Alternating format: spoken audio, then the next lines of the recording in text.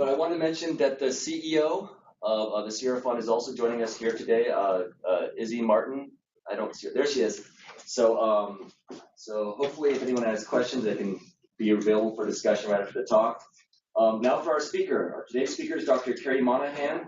She is the science director at the Sierra Fund, where she designs and directs the scientific components of their ecosystem resiliency program to address ongoing impacts from resource extraction on water quality, forest health, meadows, and volitional fish passage.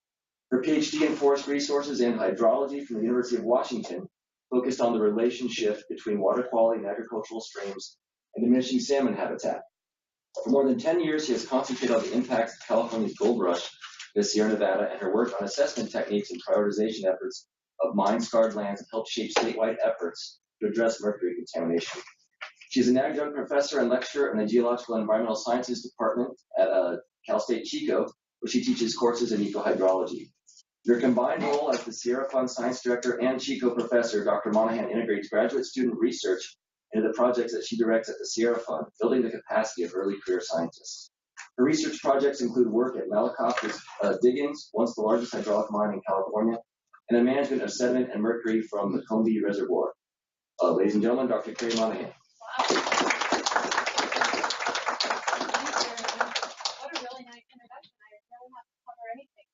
I'll just remind you that the Sierra Fund is a nonprofit in Nevada City, and our mission is to restore the ecosystem and community resiliency of the Sierra Nevada. So that's a pretty broad mission statement. And really, in the last 10 years, we've focused on the impacts of the California gold rush, which I'm going to cover today in a few different ways. This cover slide gives away the whole punchline. We're going to look at it again at the end, but essentially you see Malakoff Diggins, once the largest hydraulic mine, the tunnels that might be draining mines just like this, what reservoirs are filling up with, the sediment that they're filling up with, and what it looks like when they're spilling over. So it's all told right here. I'm not trying to hide the lead.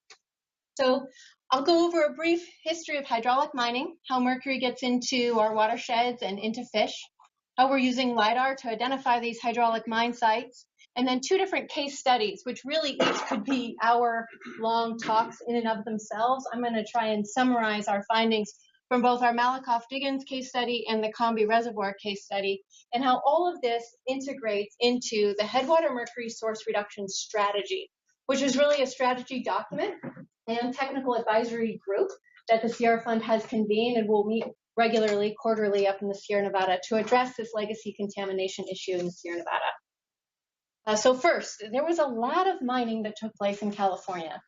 There's more than 40,000 abandoned mine sites in the state of California. These are the gold rush mines in the Sierra Nevada, and these are the mercury mines on the Coast Range. So mercury was mined in the Coast Range and brought over to the gold mines in the Sierra Nevada and used in a couple of different ways for both hard rock and hydraulic mines. So the mercury that we have mostly in this area is not something that's occurring naturally out of that geology. It's something that was brought over there as quicksilver in these 76-pound flasks and used at these mine sites so that it could help get out that fine-grained gold. That they were using the mercury to amalgamate with the gold. That way it would become heavier, settle out, and they could collect that amalgam and retort off the mercury and have gold. So a lot of abandoned mine sites, each one having some sort of physical and or chemical hazard associated with them. This keeps us busy for a really long time. There's a lot of really good work to be done on these mine sites. How many of you have seen this picture before? Excellent. It's an iconic picture of hydraulic mining.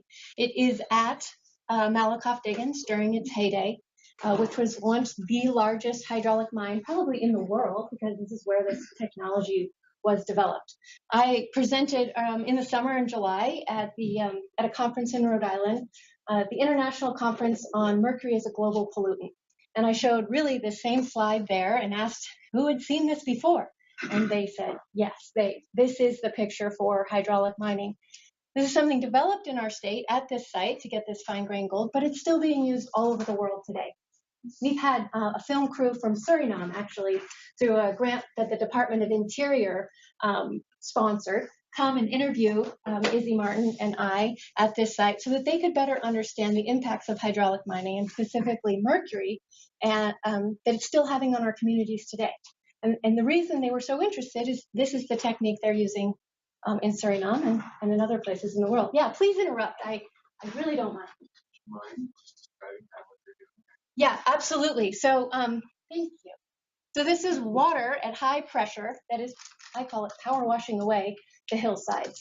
This is the auriferous gravels from the tertiary rivers that are at the top of the mountains.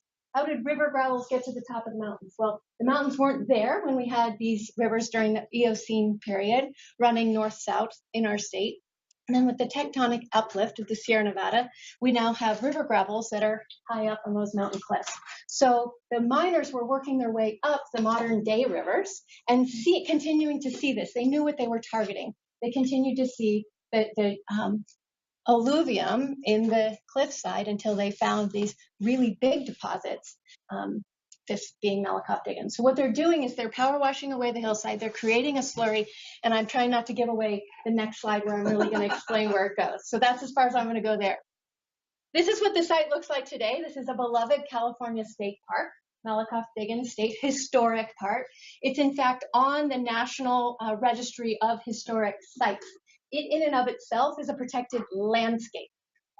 Traditional mine reclamation techniques are not really viable here because keeping this pit and this huge aha moment when you walk up to it and you see the size and extent of this extravagant operations is part of the resource, the cultural resource of the site. So at a traditional mining site, these might be terraced back and revegetated to prevent a lot of the erosion that's taking place here. But at Malakoff Diggins, that, for example, would destroy these historic cliffs. This is a really interesting site to do research on. So it looks more like this today. Let's see, a lot of California school children visit this site. They do it as part of their experiential learning of the California Gold Rush days. So a little bit more about how they use mercury. I wanted to get this slide because it's in fact learning how they use mercury that helps us figure out where it is today and how it's still moving through our system. Key to abandoned mine assessment in general is understanding the operation of that site. And we worked really closely with some cultural archaeologists to be able to learn about the different phases of hydraulic mining that took place here. So here you have the high pressure water cannon that's power washing the hillsides into these sluices. This is a nice picture of where that material would be conveyed to. And this one gives you a pretty good indication of some scale to those sluices and how they added mercury in those sluices and how they took rocks that were too big to move down out. And so a lot of times when you're at these mine sites, you just see a pile of rock that looks kind of all the same size, if you will. And that's likely because there was some sort of undercurrent or sluice there. Now, there was early days hydraulic mining at Malakoff Diggins, which I often call the garden hose variety of hydraulic mining. It was kind of the mom and pop version. It was the single guy with his mining claim, and it wasn't these huge monitors and this amount of power. Incidentally, that may be the time period when mercury was used so much that it was spread so much and not recovered well that it was spread widely. And it might be why we still see a lot of mercury coming out of the site. Because once it was fully industrialized like this by the North Bloomfield Mining Company, they were a lot more efficient in what they were collecting and using over and over again. And it's from those business records that we can estimate how much mercury was used at these sites, because this is a huge expense for these miners to continue to buy the mercury. So for the entire state, or Sierra Nevada, it's estimated that about 26 million pounds of mercury were brought over to the Coast Range and used in the Sierra Nevada in hard rock and hydraulic mine sites. And then because it was messy, it was estimated that about 10 to 30% of that mercury was lost to the environment. So when we started this, when we started this work, we really thought, and we're told by many, that most of the mercury had moved downstream. That's why the Bay Delta had mercury problems. It had all washed out, and these mine sites were just really eroding natural sediment off the cliff walls, denuded areas. Well, that turned out to be too much of a simplified version of what was going on. So by better understanding how it was used, we could look for where it was. We had the ability to detect mercury at much lower limits for quite some time. I would say over the last 30 years, the laboratory's ability to detect mercury at lower and lower levels improved so much that now as scientists, we weren't getting this non-detect, non-detect, non-detect.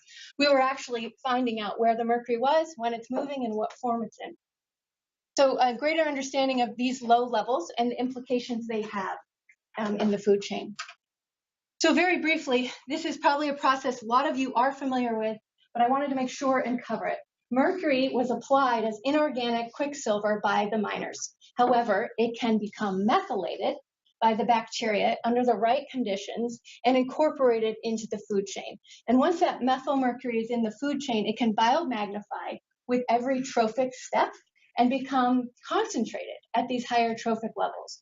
So you have bass that have high levels of mercury in the tissue for two reasons. One is that bass probably lived a long time, bioaccumulation.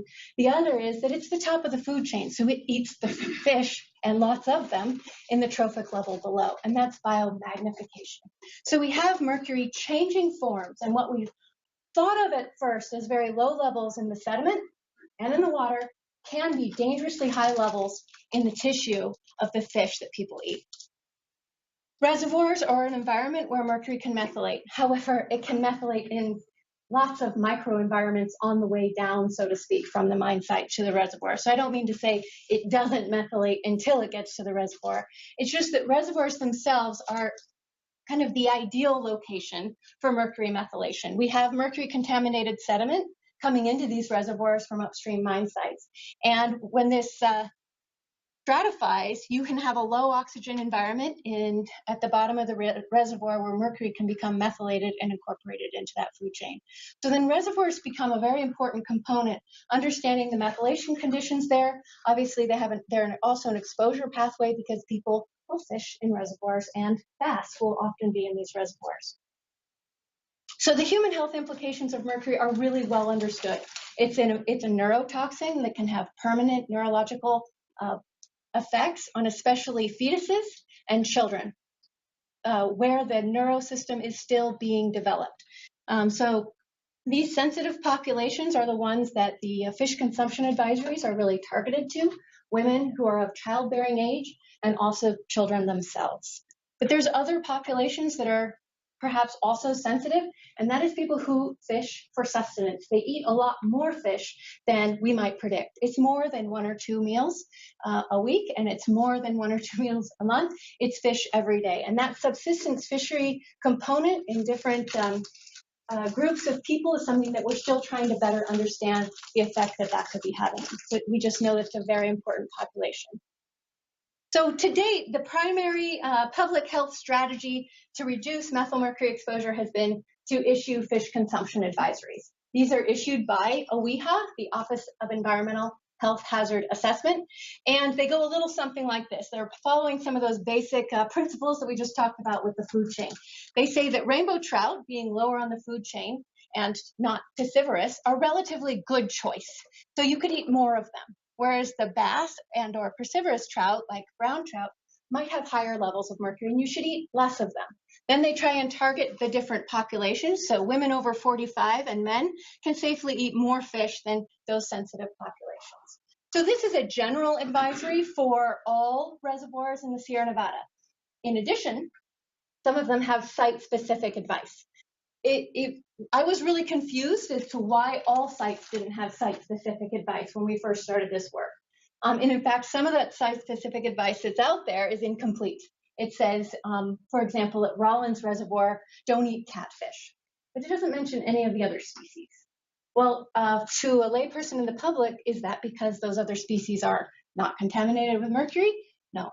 It means that they didn't have a large enough sample size to make a prediction at a high enough confidence interval to issue a public health advisory. So the Sierra Fund tackled this problem by going out and collecting, at this point, more than 250 fish, sending them off to trace metal mercury labs, and working with OEHA to develop that sampling and analysis plan so that they could use those data and issue site-specific advisories if warranted for those sites. The other thing we've done is we've talked to anglers. We've talked to more than 400 anglers with a catch and consumption survey so that they report what they ate in the previous 30 days, from which we can calculate their methylmercury exposure. This is a survey that was developed by Department of Public Health and used by Dr. Fraser Schilling throughout the Bay Delta. We took that same survey and tried to use it up in the reservoirs where we are, so that we had a nice comparable data set. And that's how we were able to identify additional sensitive populations and site-specific consumption advice for those areas. Okay, so this is one of the more exciting new endeavors that we started this summer embarking on. This is the only slide like this that I'm going to show you. What you're looking at is LiDAR. This is three-dimensional imagery that we have for the entire Tahoe National Forest. And we're working with the Tahoe National Forest to identify and assess all of the hydraulic mine sites and their features in this whole region. We started by doing 3 different subwatersheds this summer with a couple graduate students. We did a subwatershed in the North Yuba, one in the Middle Yuba, and this is the one we looked at in the South Yuba. And what we're doing is that we're rectifying different existing data sets on hydraulic mine pits. There was one created by USGS and one created by NRCS. And you're seeing the different overlay issues that we're having when we project those onto the LiDAR. And then we're going out into the field and doing additional surveying of the landscape to rectify those data sets, get estimates of not only how many hydraulic mine sites are, but the surface area that they cover. And we're able to also get important features. For example, this is Alpha and Omega down over here. And this yellow star is the debris control dam, Scotchman Creek debris control dam, where those mines had permits to issued permits to transport and store the hydraulic mining debris that was coming off their site at that location. Those permits were issued by the California Debris Commission, now subsumed by Army Corps of Engineers. We have those historic records, and they're fascinating. They're fascinating to look at, to where the mines were, when they were sending this stuff downstream. Before the Scotchman Debris Control Dam was built, these same mines had permits to deposit their material as far downstream as Englebright. So this is how the watershed was being operated. It was being industrialized in this way. At first, it was, the mining companies could send things downstream without a problem, and you had the Sawyer decision that said, stop sending it downstream because it was ruining the farms in Marysville. Then you had the Caminetti Act that said, all right, you can resume hydraulic mining, but you have to have a permit to where you're going to store your debris. There's a long history here between reservoirs, dams, and mines. So I'm going to talk a little bit about our case study at Malakoff Diggins. The goal of this project at Malakoff was to do 3 things. One is to figure out the form that mercury is in and how it's being transported. The other is we wondered if we could put in a relatively inexpensive meter, a turbidity meter, that could take measurements really frequently, like every 15 minutes. And then from those data, calculate the amount of suspended sediment and particulate bound mercury that's moving through the system. And the last thing we did was, from those calculations, we calculated the sediment and mercury loads coming out of this single mine site.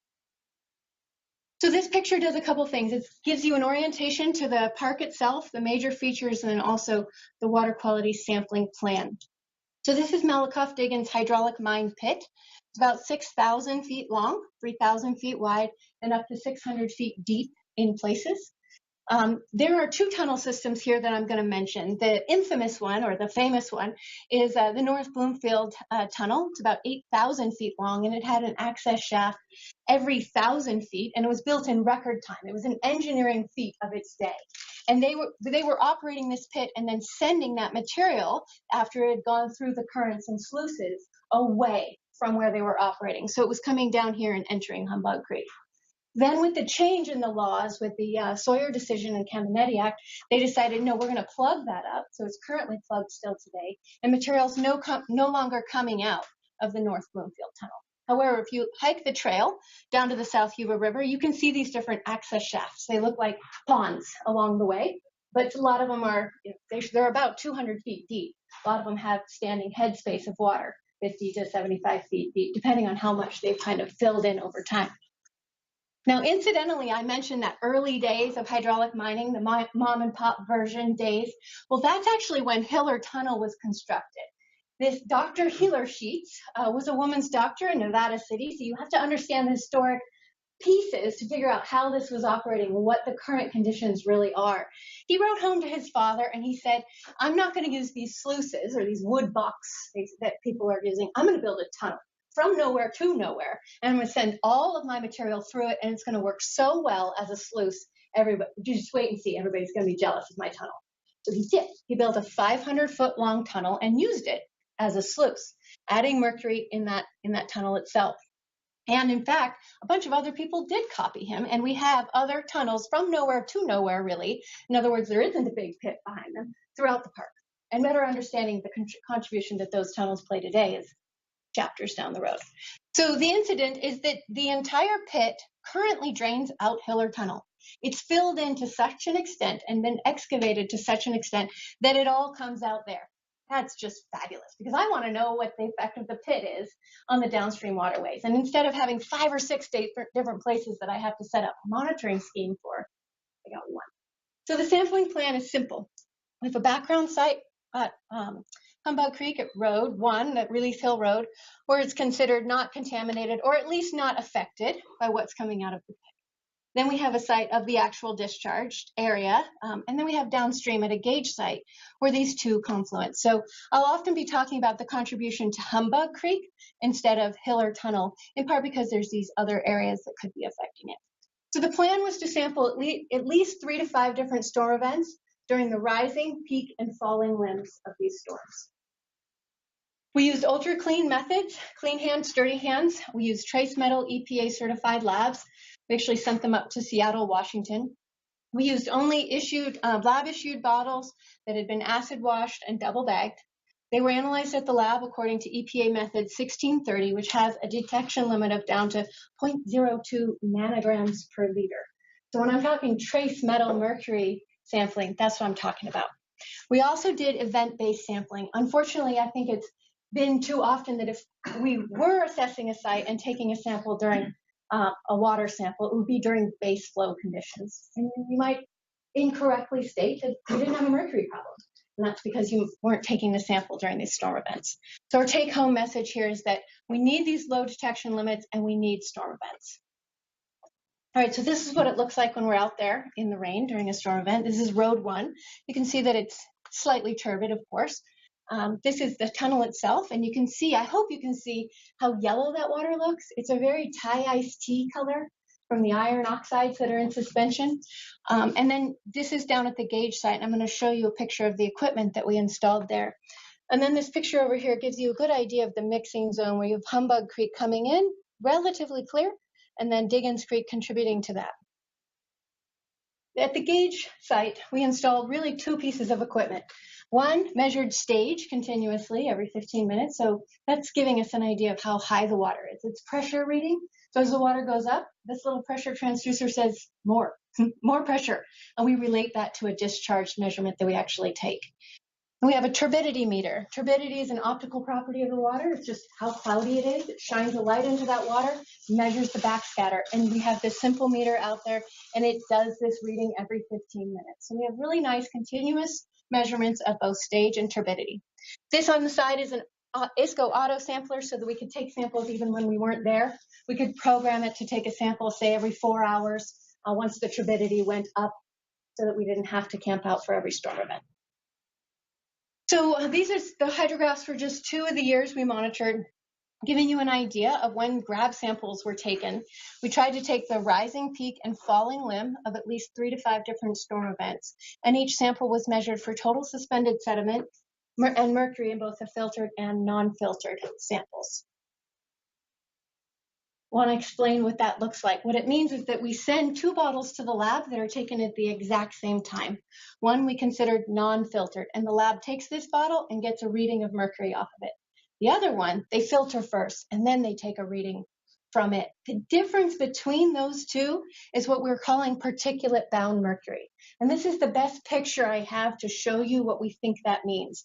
These are photomicrographs taken by USGS and published in this open file report, scanning electron micrographs of beads of mercury on amalgam. Ideally, these would be beads of mercury on a piece of sediment, because that's how we imagine particulate-bound mercury to be moving.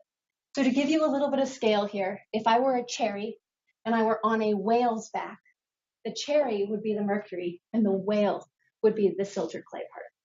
So these particles act like silt and clay. They stay in suspension and they travel really long distances. That's a game changer for understanding mercury fate and transport processes. The mining industry typically thinks of mercury as a heavy element that settles out and it stays as quicksilver. This is different. So looking at 5 different storm events in the simplest form. This is just concentration data from these 3 different sites, Road, Hiller, and Gage 3. So first thing to notice is that the road site, our background site, yeah, it's a good background. Second thing, so the majority of the particulate bound mercury source is coming from Hiller Tunnel, which is also seen down at the Gage site. Check. The second thing is the form that mercury is traveling in. So the dissolved mercury fraction for all of these sites really doesn't change much. What we're seeing is that the particulate bound mercury makes up the majority of the mercury that's coming off these sites. So the answer to that first question is yes. Mercury is primarily transported as particulate bound rather than in its dissolved form. So can we use these continuous readings to look at or to make proxies for total suspended sediment and particulate bound mercury? Okay, so x-axis has the 2 things we measured, turbidity and pressure. That's that stage. This is a rating curve for telling us for any pressure, we can calculate the discharge or how much water is in that creek. And we're really in a narrow range here. We're really not able to get into the water after about 30 CFS.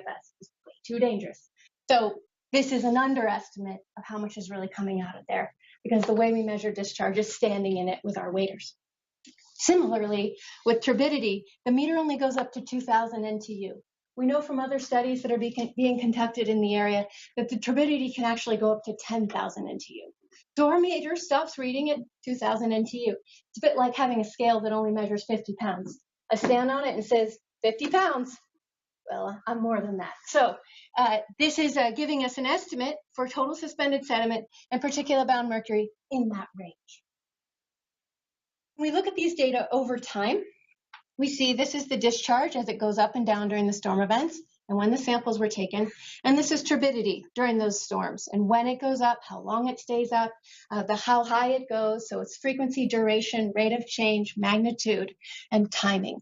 Just like with the hydrograph, what is the turbidity doing and what is the particulate bound mercury doing? Well, of course, they're very related and following those same curves. Now, I wanted to explain this because the next jump I'm going to make is from this continuous data over time, we calculated the loads, how much was moved downstream. And that means we calculated the area under the curve. So not just the peak, but how much moved over time. Okay, so these 2 different storm events, when you really zoom in, this is what us hydrologists really look for. When the sediment moves, has to do with the antecedent conditions of when the storm starts. So this is a storm that starts out pretty dry and it's got to spend time wetting up before the sediment starts to move. This is a storm later in March that's already really wet. The ground is wet, saturated, and as soon as it starts to rain, the turbidity goes all the way up. So every storm has a different signature, if you will, and a different effect. So we are seeing that kind of zoomed in. Okay, so yes, you can use, and we had pretty good approximations for total suspended sediment and mercury. All right, so what's the annual sediment load? Well, these data are actually pretty hot off the press. This is where the South Yuba River looks like where Humbug Creek enters. So there you have the winter water upstream, and here you have the entry of Humbug Creek into the South Yuba River. EPA asked me for pictures. The picture's worth 1,000 words. I think that's the picture that tells the whole story, really. So when we published the Humbug Creek Watershed Assessment Report, we only had 2 water years worth of data. So we talked about 3,000 acre feet of water, about 500 tons of sediment, and about 100 grams of mercury. But we wondered, those weren't very big water years. What would a big water year look like? So I finished analyzing the data, I think it was last week, for all of the rest of the years that we currently have. And 2017 is indeed a much bigger year. You all remember last winter. And we calculated as much as 3,000 tons of sediment. That's just the suspended sediment load. That's not bed load. We didn't also measure bed load. That's just the suspended sediment. In addition, we calculated almost 600 grams of mercury. That's over a pound of mercury coming out of this mine site on the suspended particles. So again, one form of mercury. moving downstream. So that's a big change. A little bit more about the loads and what they mean. These graphs are organized by water year. So 2012 water year and 2013 water year, and then divided up by the different storm events that occurred during those water years. What we see is that for each one of these, almost half of the sediment load was delivered by a single storm, that big storm of the year. And that's true for all those years, even though I'm not going to continue to go into that. So about 200 tons of material of the 500 tons delivered that year came during that single storm. And that really helps us inform some of the remediation options that might be effective at this site. Okay, so that's that third check mark. There's a lot more work going on at Malakoff Diggins, and this slide is meant to remind me to tell you all of that. We have USGS out there doing ground-based LiDAR work of the cliffs to be able to determine their erosion rates. We've looked at the water quality coming into the pit, because if it's clean, maybe it could be diverted around the pit, if the pit is a source of contamination. And I also alluded to these additional source areas that aren't the pit itself, but there's other impacts. Where has the money come from all of this fabulous work? Thank you so much. Recently, this project was awarded $8 million through a budget change proposal, and is giving parks the resources that they need to advance the development of different remediation alternatives at the site. Recently, go ahead. Fairy godfathers have been. Our previous fairy godmothers, yes. The Sierra Nevada Conservancy gave us a watershed assessment grant for the site, which funded all of the research that the Sierra Fund has done to this point. And then we had the Department of Water Resources give us a grant through our Integrated Regional Watershed Management Planning Group, CABI, the Casumnas American Bear Yuba.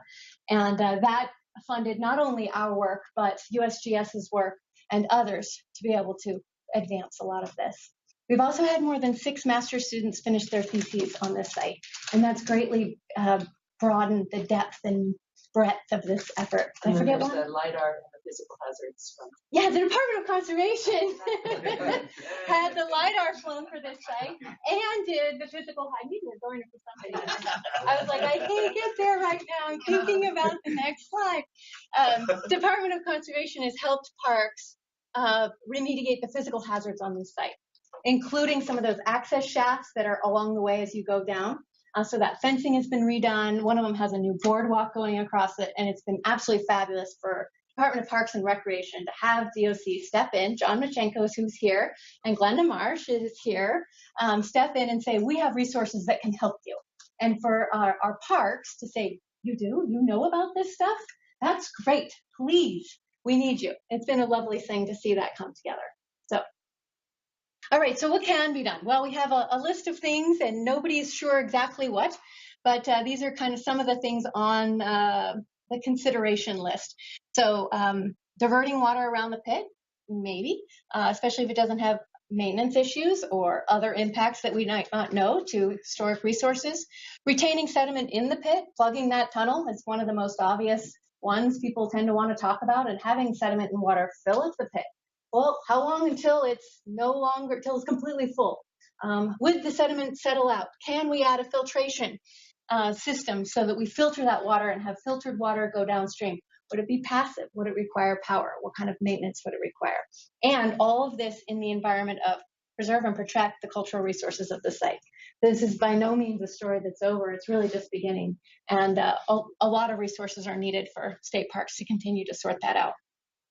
However, I think that the research we've done so far is giving us the sense that any effort to reduce the turbidity, either with erosion control, passive filtration, or reducing the stream power, is going to reduce the particulate-bound mercury transport downstream and loading to those streams and rivers. So it does help us think about what might work there. All right, so what about all that stuff that came out of those hydraulic mine sites, not just Malakoff, but across the watershed now? Where is it? Well, this is a picture taken of Deer Creek. I really live just downstream of this a little bit, and I was told this isn't very clear. This is sediment from bank full to bank full, and a creek running just right on top of it. Very similarly, here we have Greenhorn Creek 101 years later, bank full with sediment to sediment with a little creek running right on top of it.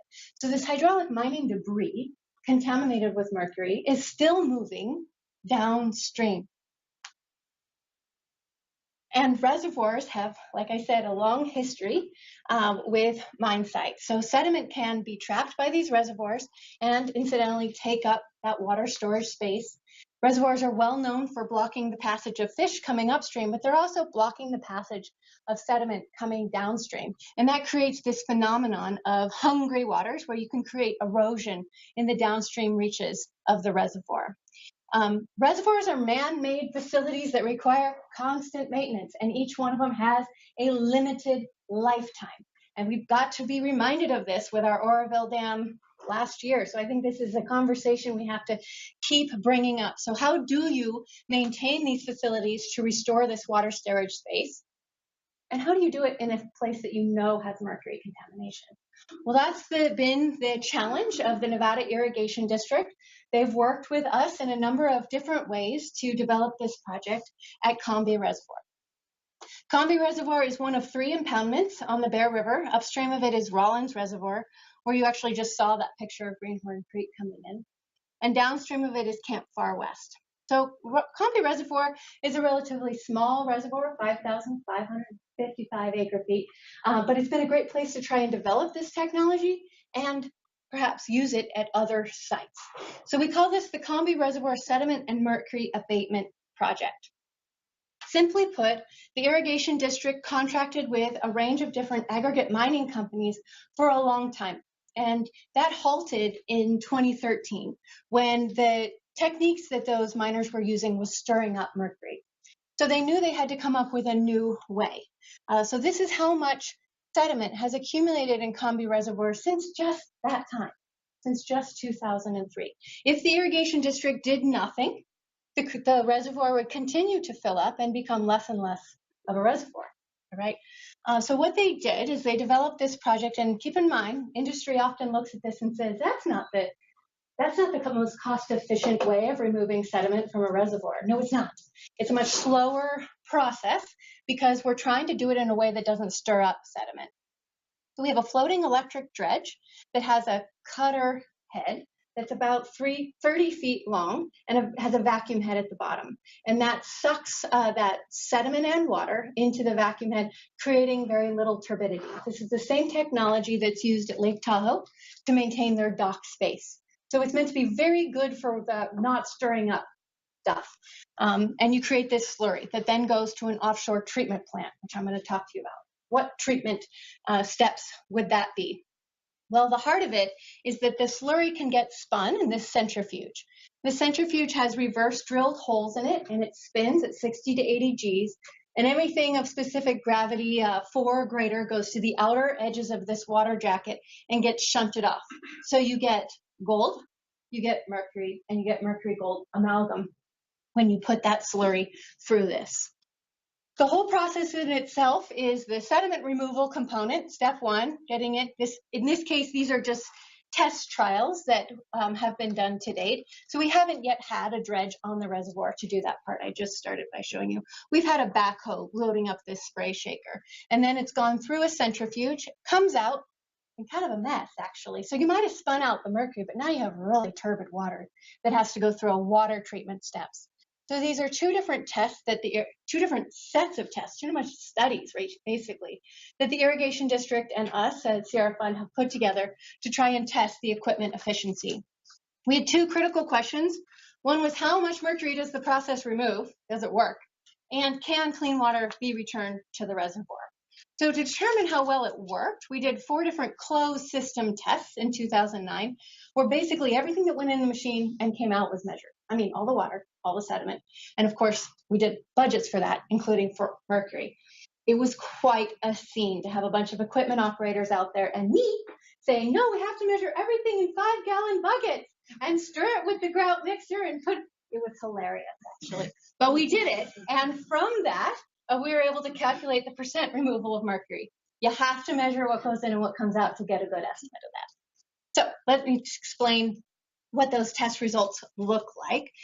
The first is understanding that the mercury that goes in, or in the heads, is divided up into these 3 different components. Mercury associated with the fines, mercury associated with grain sizes bigger than the fines, and then the liquid elemental mercury that was captured by that mechanical extraction or centrifuge process. if you don't get bogged down on a table on a PowerPoint slide, because really what this is saying is that we estimated about a 93% removal rate of what? Of free liquid elemental mercury. The other fractions of mercury associated with those finds didn't change. So this can be summarized into a conceptual model, where if you have all the mercury going in, we got the free elemental mercury out with the centrifuge. But that which is bound to silts and clays really didn't change. So that's why that water treatment step, this one, can clean water be returned to the reservoir, is still so important. How did we test that? Well, we did a series of different polymers into treating it. And this is our results slide for that. What you're looking at is river upstream compared to river downstream with 2 settling tanks in between.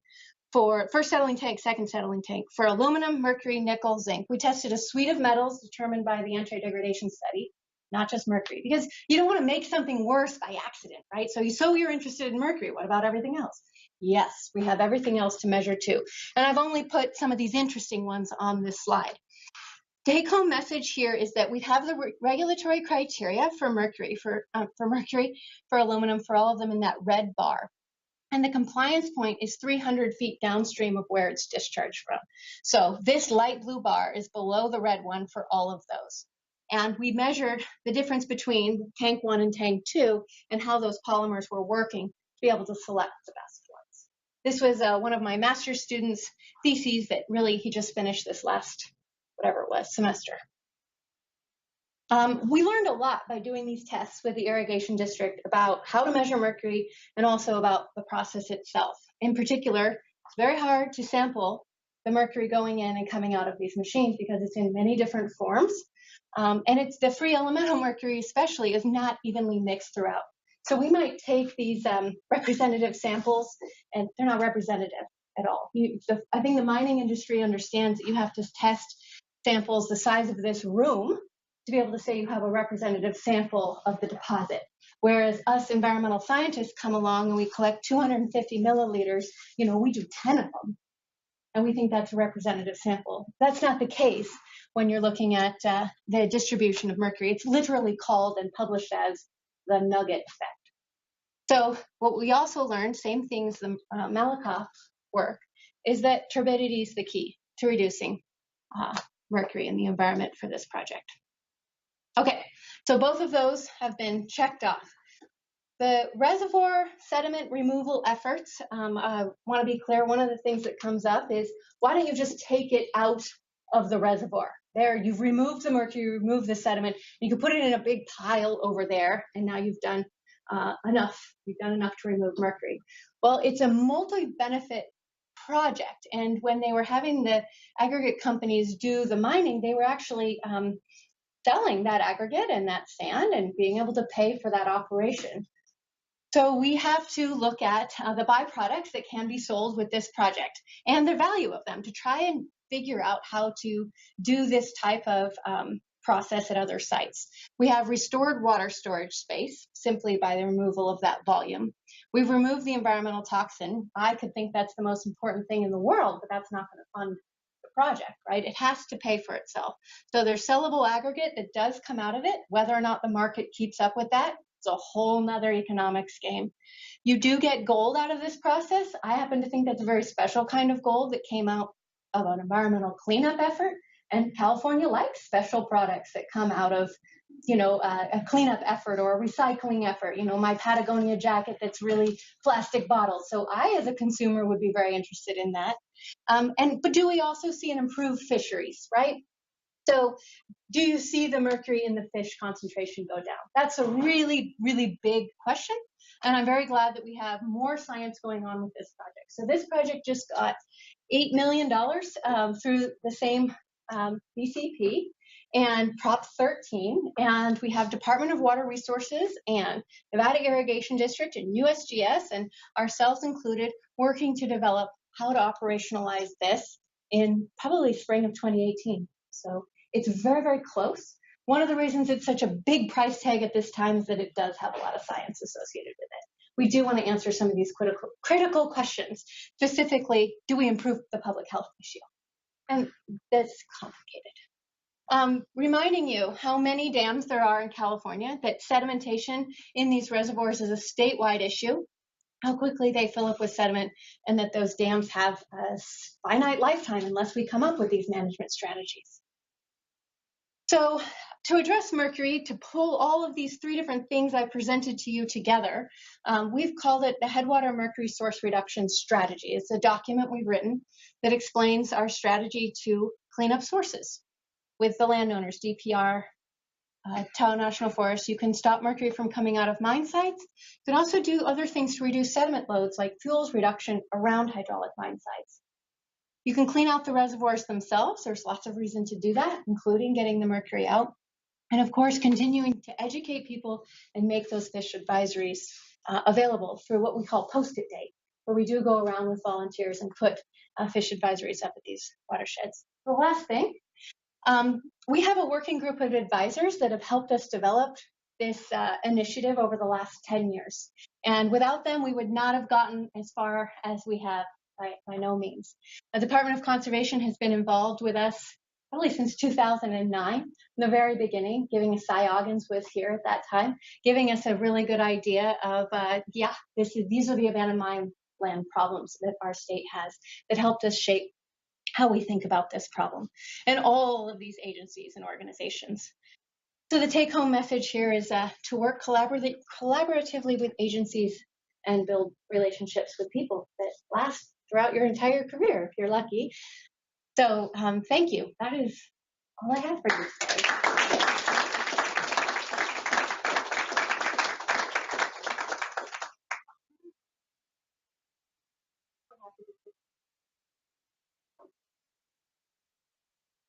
No questions? Good. The stream, Humbug Creek. You have limitations getting in there for health and safety. What was the recurrence interval of that discharge, that limit that you had, 30 CFS? Yes. Good question. I would say 3 to 5 times a year. You have storms larger than that. Yeah, so there's a lot. What we have as load estimates are underestimates. Very good point. Yeah, Glenda. Internationally, this kind of gold mining and use of mercury being strewn around the environment is happening all around the world. From your knowledge, are the things that you're doing, the studies and the evaluations you guys are doing, is that unique around the world, or is anybody else in other countries or other researchers doing similar types of mercury reduction or cleanup studies and other places around? I think one of the things that's unique for all of us here in California is seeing how long this legacy will be with us. So that these very low levels in sediment and dirt can result in these high levels of fish 150 years later. That's an astounding legacy impact that won't get better unless we're actively involved in it. That kind of, maybe mining hasn't been taking place as long in some of those regions. Like Suriname, they're kind of maybe gangbusters going for it and not looking at, well, in 150 years, are people going to be able to eat the fish? So we're at an interesting place in this story. And I think that what we learn in California can be used, perhaps. It is interesting to note that some of those same mining companies that developed here are also the same mining companies in other parts of the world. And so that would be a really great way to share our results. And I just want to add that we've been contacted by people from all over the world. We've done tours of regulators from China, scientists from Russia, students and academics from all over the world. Dr. Monohan spoke at in Rhode Island just a couple of months ago at the International Conference on Mercury. Mm-hmm. So we are very aware of and connected up with people working on this. And as far as we know, there's nothing remotely like what we're doing anywhere else in the world. Yeah, the other piece that tends to blow people's minds is they might be looking at parts per billion coming out of coal smokestacks for mercury. And I can suck mercury up with a turkey baster from the creek that runs by my house. So we have a different level of contamination here. And yes, I'm talking about liquid quicksilver that I can suck up and say, here it is. That's what got me so into this, is that this is very tangible and meaningful for our region. Yeah.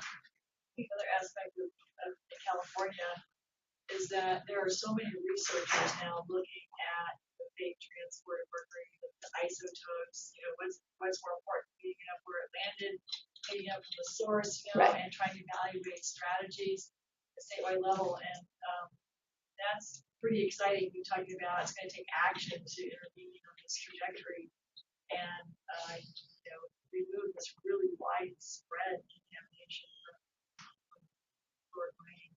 There's just a lot of information going on. Fabulous research that's helping people decide where to go look and how to evaluate. Yeah, absolutely. Absolutely. Other questions? Yeah. So back to the 400 fishermen that you, Yeah. in terms of that data set, to what extent do you have any kind of demographic information in terms of these different people, because if it's sport fishing, as opposed to, you said, subsistence fishing, obviously a lot of immigrant communities, low income, are going to rely more heavily on fishing for food. But it'd be interesting to know what kinds of fish that they're actually harvesting and eating, because different communities have different, taste and expectations, what is palatable and what is not. That's right. Yeah, and the more we talk to people, the more we learn.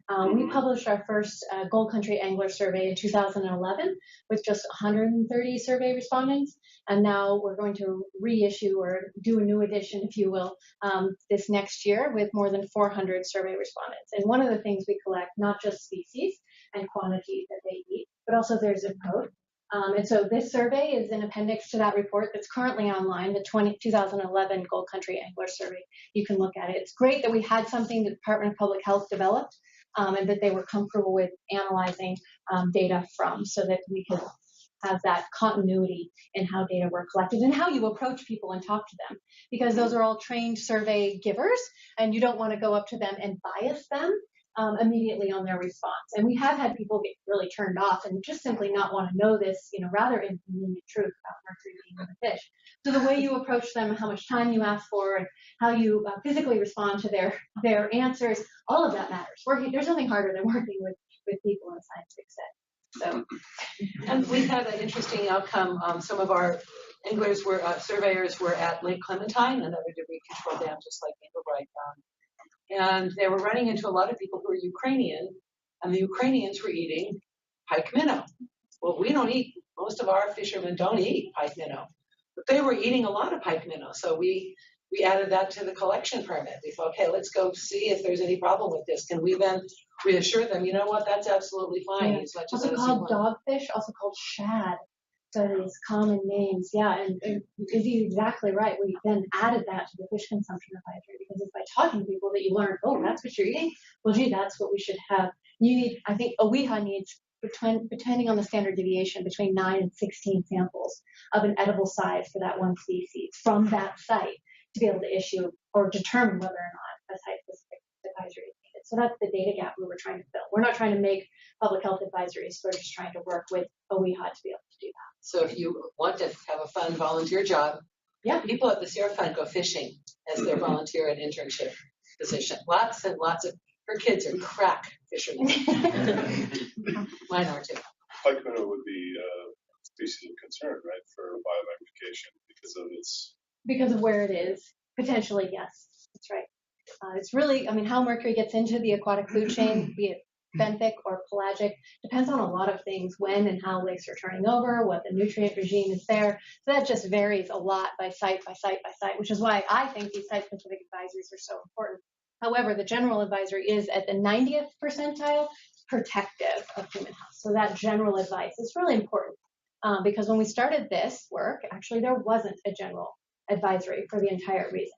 You either had a site-specific advice or you didn't.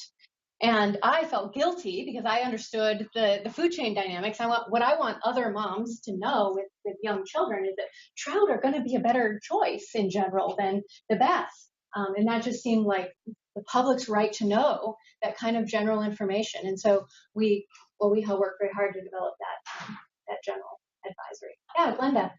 I share something just as an observer, of all the work you guys are doing over the last few years.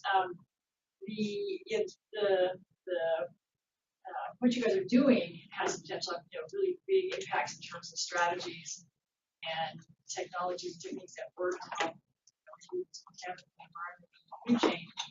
And but it all starts with willing partners and getting together what you have at hand. A watershed that you live in, some reservoirs, some pits, some Forest Service people, some DOC money. It's kind of like taking and just looking at where, starting small and moving together. And that's how the whole mind world works. Because everything is super, a lot of money to involve. Everybody out there is working through the backyard. Or where they are. Thank you for that. And that's why that strategy is so key. Because if we can come together as a region and agree this is a general approach to addressing mercury in the headwaters, then no matter how it's funded, be it a project that DOC is doing with the Land Trust, or be it Sierra Fund's project with Department of Parks, we can all feel like we're implementing the same strategy. That's actually something that the Sierra Nevada Meadows Partnership has done.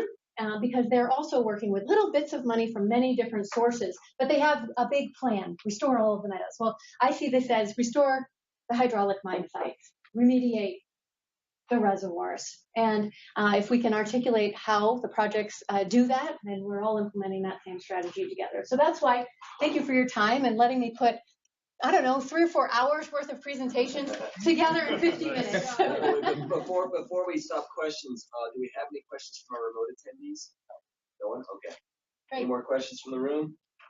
When you're sampling for total dissolved solids of mercury and your sample container uses acid as a preservative, doesn't the acid skew the level of mercury higher than it normally would be if you use a non-acidified container? Yeah, the bottles are acid washed at the lab. They don't actually have acid in them. They preserve them in the lab. And that's actually, I don't do field filtering, in part because it takes forever at these concentrations, and I need to get to 5 other sites within an hour to have it, So we send these bottles overnight to these trace metal mercury labs, and they preserve it within 24 hours.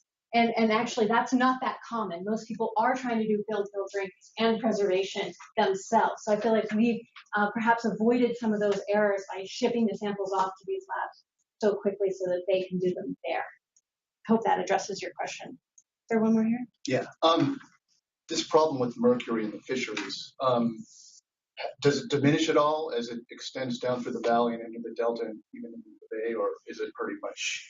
Unfortunately, I would love to say, I see trends like that. I don't see trends like that. The Bay Delta has a mercury problem, as you know. There's even a good discussion going on around whether or not fish right below dams have higher methylmercury levels in them than fish in the reservoir, and that one of the reasons might be that change in that mercury as it goes through the turbines or as it spills over, it can become atomized or floured and perhaps is more bioavailable as a result of that physical agitation. There's a whole lot more questions. So no, we see fish throughout the watershed with these mercury concentrations. The only major trend is that the higher trophic level ones, like bass, have higher levels of mercury. Yeah. I'm curious how multidisciplinary the master's thesis projects with biology, ecology. Yeah. Yeah, thank you for that. I teach environmental sciences, so we've had quite a range actually, and continue to expand out. And one of the ways I handle that is by always having a technical advisors from outside of Chico, often within the professional community, be an advisor with me, because there's no way I could be an expert on every single one of these things. So one of the students is looking at mineralogy in the discharge that's coming out of Hiller Tunnel, and perhaps tracing that to in situ mineralogy of those cliff walls. And a co-advisor on that project is Dr. Charlie Alpers. So that's a sediment fingerprinting technique that he's used for other sites like this that student is advancing. I've had students look at the shallow groundwater quality in the pit itself for whether or not there's methylation potential. Because one of the things we really want to make sure is if the pit is used as a sediment or water detention basin, did we just create a methylation area? So we want to better understand how that subsurface environment is functioning as a result. Students have looked at the load stuff with me, had students look at the macroinvertebrates.